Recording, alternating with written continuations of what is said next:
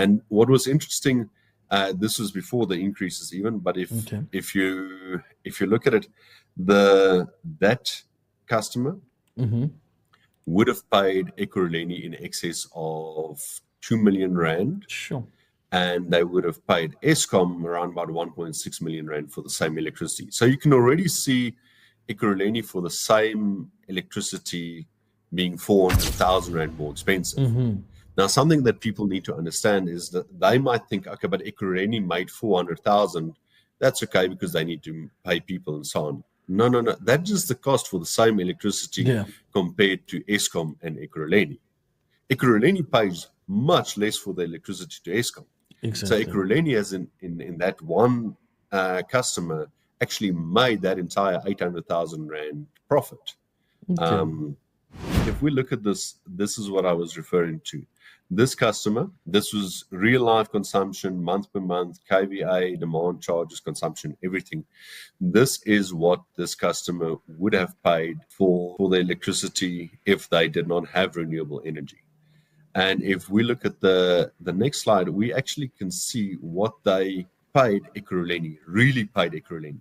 So instead of paying them 2 million rand and 30,000 rand, they paid them 1.149 million. Sure. And remember, this is before the current increase. Yes. And this is just on phase one of the renewable project. So there's still a lot more that can be done and improved and so on. Ekurhuleni charges currently over 11 rand per kilowatt hour in peak times in winter. Sure. So the average consumption of this customer was around about between 3,000 to 6,000 kilowatt hours in peak, sometimes even up to 8,000 kilowatt hours in peak.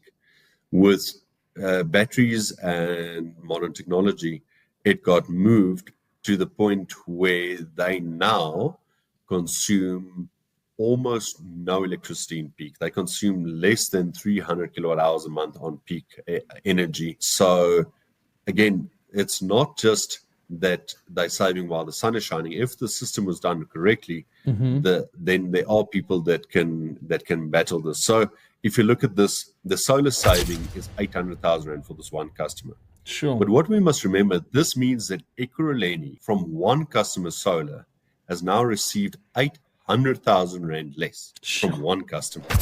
That's a knock to any budget. If you take that into,